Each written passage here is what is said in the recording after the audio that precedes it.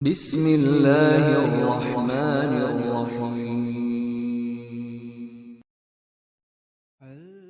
رسول اللہ صلی اللہ علیہ وآلہ وسلم کی بیویاں رات میں مناسے کی طرف قضائے حاجت کے لیے جاتی اور مناسے ایک کھلا میدان ہے، تو حضرت عمر رسول اللہ صلی اللہ علیہ وآلہ وسلم سے کہا کرتے تھے کہ اپنی بیویوں کو پردہ کرائیے، مگر رسول اللہ صلی اللہ علیہ وآلہ وسلم نے اس پر عمل نہیں کیا۔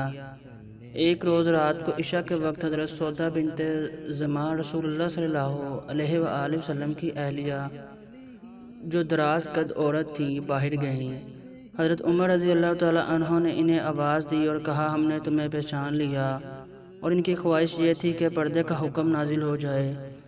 چنانچہ اس کے بعد اللہ نے پردے کا حکم نازل فرما دیا۔ صحیح بخاری حدیث نمبر 146۔ وسلم